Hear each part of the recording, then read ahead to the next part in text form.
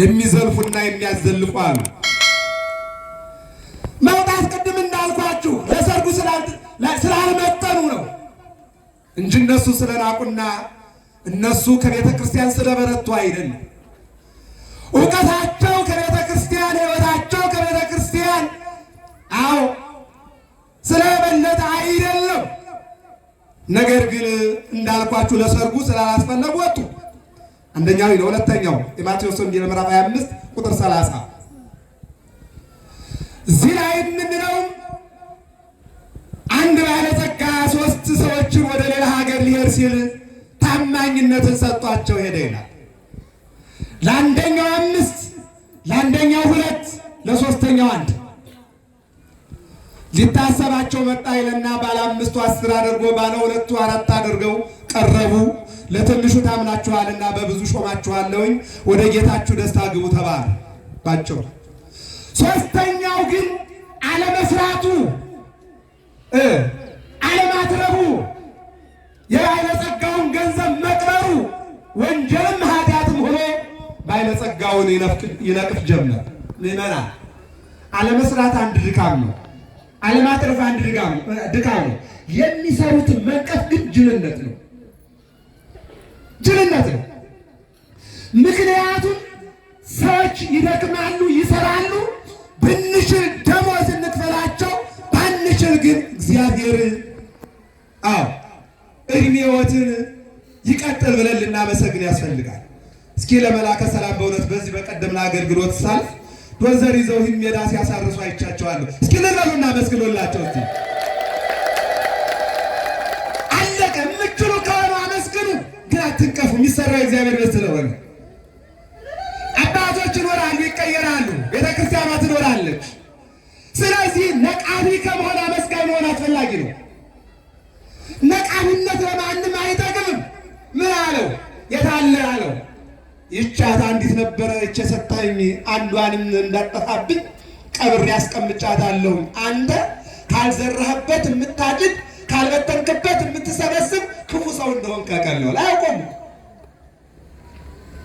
ሰውን የሚያውቀው ማን ነው? ንገሩኝ እስቲ፣ ንገሩኝ እስቲ፣ ማን ነው የሚያውቀው? እግዚአብሔር ብቻ። እንደ አሜሪካ ሲያይ እንደ ኢትዮጵያ ወሬኛ እግዚአብሔር አያስፈልገው። በራሱ እያንዳንዳችን እስቲ ውስጥ ማን አማኝ እንደሆነ ማን መስሎ እንደተቀመጠ ለማውራት ለማየት የመጣ ማን እንደሆነ አይታችኋል። በመዋዕለ ስብከቱ 5 ክፍል ወይም ግሩፕ ልበለው በአሁኑ አነጋገር፣ በእኛ ደግሞ በጥሩነቱ ማህበር ልበለው እዚህ ይከተለው ነበር። ከ5ቱ አንዱ ብቻ ደህና ነው፣ 4ቱ መና ነው ልበለው።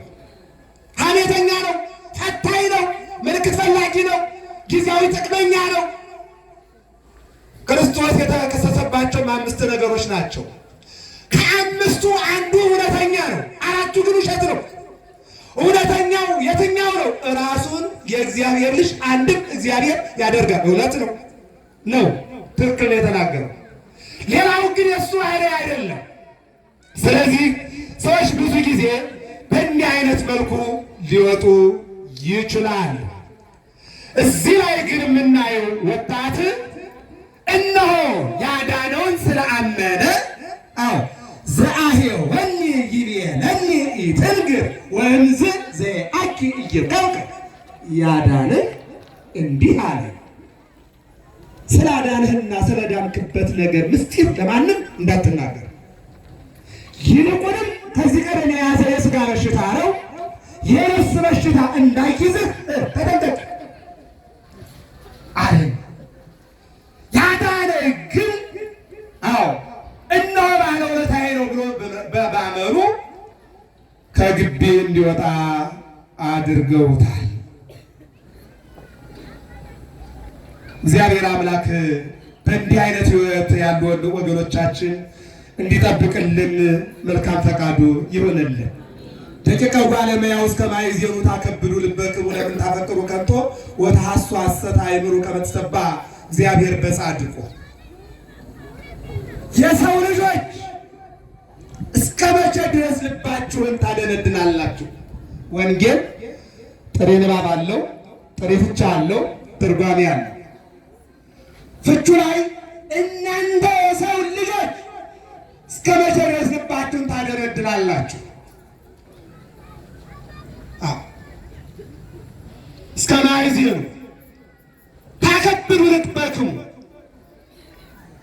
አእምሩ ከመ ተሰብሐ እግዚአብሔር በጻድቁ እግዚአብሔር በጻድቁ አንድም እግዚአብሔር በእውነተኛ ተመሰገነ እወቁ ይለናል። የፍቹ ወደ ትርጓሜው ስናመጣው የማኒ ልጆች በክህደት ውስጥ ያላችሁ፣ ባለማመን ውስጥ ያላችሁ እስከ መቼ ድረስ ለዚህች ዓለም ሰራይ መጋቢ የላትም ብላችሁ ትጠራጠራላችሁ? እንደሚታወቀው ማን የሚባል አንድ ሰው አንድ አህያ ነበረው ይላል። አህያው ቢጠፋበት ፈለገና አጣው። ሲያጣው ምን አለ? እግዚአብሔር ሆይ አህያዬን ካመጣህ አለሁ፣ አህያዬን ካላመጣህ ግን የለህም አለው። እየሰማ እንዲህ አይነት ነገር የለም እናንተ አካባቢ? ይህን ስጠኝ ካልሰጠህ ግን የለህም የምንል እኮ ብዙዎች አለን። ከእንዲህ አይነት ህይወት መድኃኒዓለም ይሰውራችሁ። እግዚአብሔር የታሪክ ባለቤት ነው። አንዱ በአህያ ይክዳል፣ አንዱ በአህያ ይነግሳል። ሳኦል የተባለው የእስራኤል የመጀመሪያ ንጉሥ አህዮች ጠፍተውት ሜዳ ለሜዳ ጫካ ለጫካ ሲፈልግ እግዚአብሔር መልአኩን ልኮ አህዮቹ ተገኝተዋል፣ ነገር ግን ከአህያ ጥበቃ ወደ እስራኤል ጥበቃ ተሹመሃል። እስኪ አመስግኑት መድኃኒዓለም። እግዚአብሔር እንደዚህ ያደርጋል። እናንተ የኤሊ ልጆች እስከ መቼ ድረስ ለዚህች ዓለም ሰራይ መጋቢ የለም ትላላችሁ? እስኪ በዝናብ አብቅሎ በፀሐይ አብስሎ ዘሪው በመኸር ክረምቱ በበጋ ቅዝቃዜው በሙቀት ማጣቱ በማግኘት ጨለማው በብርሃን ሕፃንነት በወጣትነት ወጣትነት በሽምግልና የሚለውጥ ማን ነው? መድኃኒዓለም ነው። አመስግኑት ይህንን አምላክ። ይህን ነው። እንዴት የለም ትላለህ? አእምሩ ከመ ተሰብሐ እግዚአብሔር በጻድቁ እግዚአብሔር በኖህ እንደተመሰገነ ወቁ። በኖህ ዘመን የነበሩ ሰዎች አጥፍተው በሚጠፉበት ሰዓት ኖህ አካሄዱን ከእግዚአብሔር ጋር ስላደረገ በኖህ ዘመን የነበሩ ሰዎችን አጥፍቶ ኖህን አትርፎታል። ክብርና ምስጋና ለመድኃኒዓለም ይሁን። ክብረ ሰዶም ወንድና ወንድ ጋብቻ፣ ሴትና ሴት ጋብቻ ኃጢአት እስከ ጥግ የሰሩትን በእሳት ዲን አጠፋና አካሄዱን ከእግዚአብሔር ጋር ያደረገውን ሎጥን አድኗል። በጻድቁ እግዚአብሔር እንደተመሰገነ እወቁ። ለዚህች ዓለም ሰራይ መጋቢ የለም እያላችሁ በጨለማ ውስጥ አትኑሩ ወዳጆቼ። ዛሬ ብዙ ሕዝብ ሃይማኖት የለውም። አንዳንዱ ጣዖት ያመልካል፣ አንዳንዱ ራሱን ያመልካል፣ አንዳንዱ እነሆ ገንዘብ ያመልካል፣ አንዳንዱ ስልጣን ያመልካል፣ አንዳንዱ ቋንቋ ያመልካል፣ አንዳንዱ ተራራ ያመልካል፣ አንዳንዱ ወንዝ ያመልካል። እኛ ሀገር እኮ የህንድ ጠጠር ጨሌ እንኳን መጣ ሙዳይ ውስጥ ሆና ቅቤ እየተቀባች ነግሳለች እኮ አይደል? እኛ ሀገር። ስለዚህ የኢትዮጵያ ትልቁ ሀብቷ እምነት ሃይማኖት ነውና ሃይማኖት ከሌለ እኛ ጋር ሁሉም ድህነት ነው ይመራል። ትልቁ ሀብታችን ሃይማኖት ነው። ሃይማኖት እነሆ እግዚአብሔርን የምናይበት መነጽር ነው። ከእግዚአብሔር ጋር የምንገናኝበት መነጽር ነው። ድልድይ ነው፣ መሰላል ነው። ስለዚህ ሃይማኖታችንን እምነታችንን እግዚአብሔር በሕይወታችን ላይ አጽንቶ እንዲያኖረን የአምላካችን እግዚአብሔር መልካም ፈቃዱ ይሆንልን። መልካም ፈቃዱ ይሆንልን። ወንጌሉን ልንገራችሁና ደህና ዋሉ ልበላችሁ። ዮሐንስ ወንጌል ምዕራፍ 9 ወንዘ ያለ እግዚእ ኢየሱስ ውስተ ፍኖት ኢየሱስ ክርስቶስ ከዕለታት በአንድ ቀን በመንገድ ሲሄድ ደቀ መዛሙርቱ ተከተሉት ይለናል። ሲከተሉት እሱ ከፊት የዮሐንስ ወንጌል ምዕራፍ 6 ላይ የሚሰራውን ያውቃል ይላልና በየቀኑ በተራመደ ቁጥር የሚሰራውን ያውቃል። እነሱ ግን አያውቁም፣ ዝም ብለው ይከተላሉ። በኋላ ግን መንገድ ላይ አንድ አይነ ስውር ቁጭ ብሎ ድቃቂ ሳንቲም ይለምናል። ሲለምን በኃጢአተ መኑ ተወልደ ዝንቱ። ይህ አይነ ስውር በማን ኃጢአት ተወለደ? በእናቱ ነው በአባቱ ነው ወይስ ደግሞ በራሱ ነው ብለው ደቀ መዛሙርቱ ጠየቁ። ምዕመናን ከኔ ጋር ናቸው አይደል? እግዚአብሔር ከሁላችን ጋር ይሁን። እግዚአብሔር አሁን ወደዚህ ሰው እየሄደው አይን ሊፈጥርለት ነው። እዚህ ውስጥ ብዙ ዶክተሮች አላችሁ። የታመመ ታድናላችሁ። እግዚአብሔርን አስቀድማችሁ እግዚአብሔር ቀድሞላችሁ።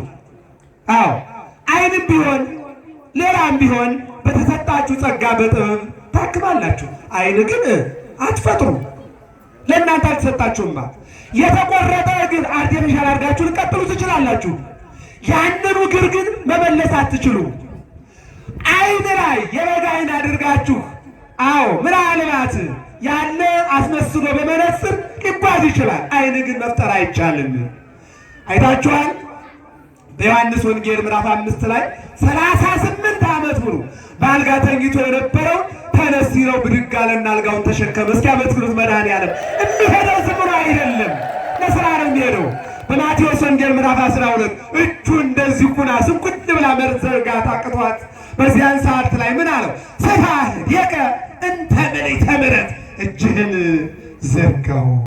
ወኮነት ከመ ካልእታ፣ ያቺ የሰለለች እጁ እንደ ጤነኛዋ የተስተካከለች ሆነ ይችላል። ቃል ብቻ ሲናገር ክብርና ምስጋና ለመድኃኒዓለም። ወደ እናንተ እኮ ሐኪም ቤት ስንመጣ ካርድ ያዝ፣ ወረፋ ያዝ፣ ተመርመር፣ ደምህ ወዘተ ወዘተ። ከዚያ በኋላ ውጤቱ ታውቆ ይህን ያክል ትተኛለህ፣ ይህን ያክል መርፌ ትወጋለህ፣ ይህን ያክል ታብሌት ትወጣለህ ነው። መድኃኒዓለም ግን ተነሳ ሲል ብድግ ነው። ክብርና ምስጋና ለስሙ። ይሄ ነው የሚሆነው ማለት ነው። ስለዚህ ምን አሉ ሐዋርያት?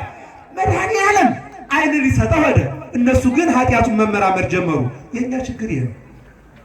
አሁን ትናንትና ዘፋኝ የነበረች ልጅ እዚህ ነጠላ ለብሳ ብናያት እንዲህ ዘፋኝ አይደለች እንዲህ ምን አመጣት እንላለን። ዛሬ ጧት ተጠምቃ ክርስቲያን ሆና ከሆነስ ንስሐ ገብታ ከሆነስ ትናንትና ጠንቋይ ቤት ያያችሁት ትናንት እንደገና መጥቶ ንስሐ ገብቶ ከሆነ ብዙ እንላለን። ጊዜ የለም ልተው። በአጭሩ ግን ሐዋርያት ኃጢአቱን መመራመር ብለው በአባቱ ኃጢአት ነው ወይ በራሱ ነው ወይ ማለት ጀመሩ። ይህ ሁሉ ግን የእሱ አይደለም። አንድ ድሃ ሀብታም ሰው አለ። በጣም ሀብታም ነውና አንድ ቀን ጠጋ አለና ወንድሜ አለው። አቤት አለ። በሀብታሙ ጎረቤት ድሃ አለ እየተባልክ ከድሃ ጎን አንተም ከምትኖር እኔም ደግሞ የሀብታም ትርፍራፊ እየተመለከትኩኝ ወይም ደግሞ ባለመስጠትህ አዎ የኔ ልጆች እየተራቡ ያንተ ልጆች እየበሉ በእግዚአብሔርም እንዳትጠየቅ እኔም ሀብታም እንደሆነ እንደው አንዲት ፍየል ገዝቼ የማረባበት 5 ብር ስጠኝ አለው። ስንት ብር አለ? ስንት ብር አለ? 5 ብር። በኋላ እንዳሁኑ አይደለም፣ ድሮ ነው የምነግራችሁ። 5 ብር ጥሩ ፍየል የሚገዛበት ነበረ። ያችን 5 ብር ተቀበለና ፍየል ገዛ። 2 መንታ ብትወልድልኝ ብሎ አስቧል። መቼም ተስፋ አይከለከልም። 5500 ዘመን አበይት ነቢያት፣ ደቂቀ ነቢያት፣ የቃል ነቢያት፣ የጽሑፍ ነቢያት 15ቱ የቃል ነቢያት፣ 16ቱ የጽሑፍ ነቢያት፣ 31 ነቢያት በተስፋ ነው የኖሩት። እነሱ በተስፋ የገቡትን ሱባኤና አዎ የተናገሩትን ትንቢት ድንግል ማርያም በቅዱስ ገብርኤል አብሳሪነት አማኑኤል ማለት እግዚአብሔር ከኛ ጋር ማለት ነው። መጋቢት 29 ቀን የ5500 ዘመን የነቢያትን ትንቢት ድንግል ማርያም ጥቅልላ አድርጋ ወልዳ መድኃኒዓለም ሰጠችን። እስኪ አመስግኗት። አያችሁ፣ ተስፋ አይከለከልም። ነገር ግን እውነተኛ ተስፋና ዝም ብሎ ተስፋ አለ። የእውነተኛው ተስፋ ባለቤት ያድርገን እግዚአብሔር። ቢያያት እያለጠለጠች ሰውነቷ እያማረ አትወልድም። በኋላ ባለቤትየው ደግሞ ሲያያት ስጋዋ በጣም አምሯል። የሰውዬ በጾሙ ምን ሊለን ነው እንዳትሉ አደራችሁ። እየሰማች ነው አይደል? አርጀል ብላ ከዚያ በኋላ ጠራዋ። አንተ ሰውዬ ያለው ፍየል ገዛህ ትወልድልሃለች ታረባለህ ብዬ ብጠብቅህ አንተም ፍየሏን መውለድ አልቻለችም፣ አንተም መመለስ አልቻልክም። ስለዚህ ወይም ብሬን አምጣ ወይም ፍየሏን ስጠኝ አለ። አይ ፍየሌንም አልሰጥህም ብርህን እመልስልሃለሁ አለው። ከዚያ በኋላ ልጁን ጠራና ሂድና ገበያ ይችን ፍየል 5 ብር ሽጣሃትን አለ። ስንት ብር? አሁን አይደለም ድሮ ነው። እየሰማችሁ ነው አይደል? ይዞ ሄደና ገበያ ላይ ይችን የሚገዛ ሲል ሰዎቹ በሁለት አይነት መልኩ ከናወጡላት። ምን ብለው? እንደ ሐዋርያት ማለት ነው። አንዳንዶቹ ምን አሉ? በሽተኛ ናት አሉ። ምንድን ናት አሉ? 5 ብር የምትሸጥ ይህች ፍየል ቢቀር 20 ብር ማውጣት አለባት። በሽተኛ ናት አሉ። በሽተኛ ናት እንዴ? ግን ምን አለባት? ዕዳ አለባት። ዕዳ ያለበት ሰው ለካም በሽተኛ ያስብለዋል እንዴ? እየሰማችሁ ነው? አዎ ብቻውን እያወራ ይሄዳል። መክፈል ካልቻለ መንገድ ይቀይራል፣ ይደበቃል፣ ይጠፋል። ዕዳ ካለ ከባድ ነው። አዎ ሁለተኞቹ ደግሞ እየሰማችሁ ነው አይደል? ተሰርቃ ነው አሉ። ምን ብላ ነው? ተሰርቃ ነው እንዴ? አልተሰረቀችም። በኋላ አልገዛው ሲሉ ለአባት ወሰደና ሰጠው። እንዲህ ነገረው። ይል ነው አረደና ጠበሰና ልጆቹን ሚስቱን አልቶ ሂድና አንጋር ቤት ባላለች በሰሜኑ በዚህ ቆዳ ነው የሚባለው ሄደሽ ሽጠናል። እየሮጠ ሄዶ የቆዳ ቦታ ለብቻው ነው። ይችን 5 ብር የሚገዛ ሲል ለካም ዋጋዋ ነው። ለቀም ማረገና አንዱ ገዛው። እየሮጠ መጣና ለአባቱ አባዬ፣ አቤት፣ ቅድም ያን ያክል ፀሐይ ስመታውዬ የሚገዛኝ አጣው። አንዳንዶቹ በሽተኛ ናት፣ አንዳንዶቹ ደግሞ የተሰረቀች ናት እያሉ አሁን ግን እየሮጥኩ እዚያ ቆዳው ገበያ ላይ ይችን በ5 ብር አዎ የሚገዛ ስል አንድ ሰው ብቻ ሮጦ መጣና ገዛት። አያችሁ አለ አባት። አቤት፣ ፍየሌን አላሸጣት ያለ ምኗ ነው? ስጋዋ ነው። ምኗ ነው? ንገሩኝ እስኪ። ስጋዋ ነው። እያባላን ያለና እያስተማማን ያለ መንፈሳዊ ሕይወት አይደለም፣ ስጋዊ ሕይወት ነው። ስጋዊ ሕይወት ነው። ስለዚህ ሐዋርያት ገና ስጋውያን ነበሩ፣ ወደ መንፈሳዊነት አልመጡም ነበርና ምን አሉ? በእናቱ ነው ወይ በአባቱ ነው ወይ በራሱ ኃጢአት ነው ወይ አሉ። መድኃኒዓለም ግን ምን አለ? አይ አይደለም፣ በማንም አይደለም፣ ብርሃን ሳለው የራሴን ስራ ልሰራ ነው አለና ወረቀ ምድረ ወገረ ጽውረ ወቀዎ አዕይንቲሁ ለዘዕውሩ ተወልደ። ምራቁን አፈሩ ጋር አገናኘና እንደዚህ ያደረገና ልሙጡ አካል ላይ ኳለው። ሁር ወተሐሰብ በምጥማቃተ ሰሊሆም፣ ሂድና በፈሳሽ ውሃ በወራጅ ውሃ ታጠብ። የኔ አይን መፍጠርና ማዳን እስከ ዓለም ድረስ ይቀጥላል፣ በአንተ አይቆምም አለውና ላከው። የተላከ ይለዋል። ወደዚያ ሲሄድ እየተመራ ነው። እኔ አንዳንድ ጊዜ እነ ዘማሪ ገብረ ዮሐንስ 4 ኪሎ ላይ ራሳቸውን ጠብቀው ሲጓዙ እንደ አጥቢያ ኮከብ አይን ያለው ሰው ጋር ከፖል ጋር ሲጋይ ታዩታላችሁ። ይገርመኛል። እየሰማችሁ ነው። እግዚአብሔር አሁን አንዳንድ ጊዜ እንዲህ አይነት አገልጋዮች በዝማሬ ጸጋውን ያበዛላቸው እንደገና ደግሞ ራሳቸውን ዓለምን በወንጌል እያጥለቀለቁ ከማንኛውም ነገር ራሳቸውን ከሃይማኖት ጥገኝነት፣ ከኢኮኖሚ ጥገኝነት፣ ከማንኛውም ራሳቸውን ጠብቀው ከዚህ አገልግሎት የደረሱ አገልጋዮች እስኪ እንደው ገብረ ዮሐንስን እግዚአብሔርን አመስግኖ ለበሉ። እንዲህ አይነት አገልጋይ እንዲህ አይነት ታደርጉን ቅድም እንዳልኳችሁ ነው። ብዙ አለ። አይኑ እዚህ ጋር አንድ ፍንጃል የማይሞላ ውሃ የቋጥሮ ነገር ግን ከግንድ ጋር ሲጋጭ የምታዩት በሀሳብ በሃይማኖት በሌላ መልኩ ብዙ እያለ ታዩታላችሁ። ጌታ ግን ምን አለ? ብርሃን ሳለው ይህን ስራ ልሰራ ነው አለና አይኑን ፈጠረለት። እየተመራ ሄዶ እያየ መጣ። ክብርና ምስጋና ለመድኃኒዓለም። እየተመራ ሄዶ እያየ መጣ። ቤተክርስቲያናችን ነው ወዳጄ። በ6 ጎረምሳ ተይዞ መጥቶ በአማኑኤል ጸበል ድኖ መሄድ ነው የቤተክርስቲያናችን ታሪክ። እስኪ አመስግኑት እግዚአብሔር። እንደዚያ ነው። በቃሬዛ መጥቶ ባልጋ መጥቶ በእግሩ መሄድ ነው የቤተክርስቲያናችን ታሪክ። ነገር ግን ቶሎ ለምን አይሆንም? እምነት ስለሚጎለን፣ እግዚአብሔር ማዳን ስለማይችል አይደለም። አማኑኤል ቶሎ ስለማያድን አይደለም። ድንግል ማርያም ቶሎ ስለማታድን አይደለም። ቅድስት አርሴማ ቶሎ ስለማታድን አይደለም። እኛ ላይ እምነቱ ጉድለት ስለሚኖረው አምነን እንደዚህ ሰው አምናለሁ እስከምንል ድረስ ድነቱ ይጠብቃል። ስለዚህ ቶሎ አምነን እንድንፈወስ እግዚአብሔር ይርዳን። ከዚህ በኋላ ይህን ሰውዬ ቅድም ሲለምን የነበረው አይደለም ወይ? ነው አይደለም፣ ነው አይደለም። ተለያዩ። መጨረሻ ላይ ግን እናት አባት ተጠሩ። እኛን ማን እንዳዳነው አናውቅም። አይነ ስውር ነበር፣ ነገር ግን አሁን ድኗል። እሱም የመሰከረው ነው። መጨረሻ ላይ ግን ማን ነው ያዳነ አሉት። እኔ ያዳነኝ ማን እንደሆነ አላውቅም፣ ነገር ግን አይነ ስውር ነበርኩኝ፣ አይን ፈጠረልኝ። አይኔን አዳነኝ አይደለም ያለው፣ አይን ፈጠረልኝ። ያዳነኝ አይን የፈጠረልኝ ሰው እንዳለ አውቃለሁ፣ ማንነቱን ግን አላውቅም ሲል አዎ እሱ ኃጢአተኛ ነው አሉ። አይ እዚህ ላይ ነው እንግዲህ፣ አዎ እዚህ ላይ ነው። ይቤሩ እስራኤል ኢሬ ነው ሰማይ ነው።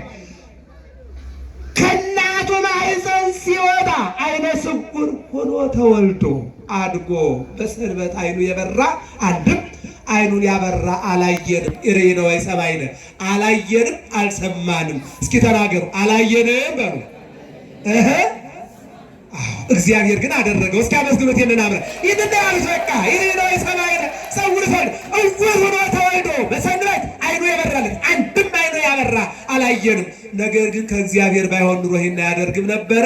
እኛስ ይሄ እግዚአብሔር እንደሆነ እናምናለን አሉ።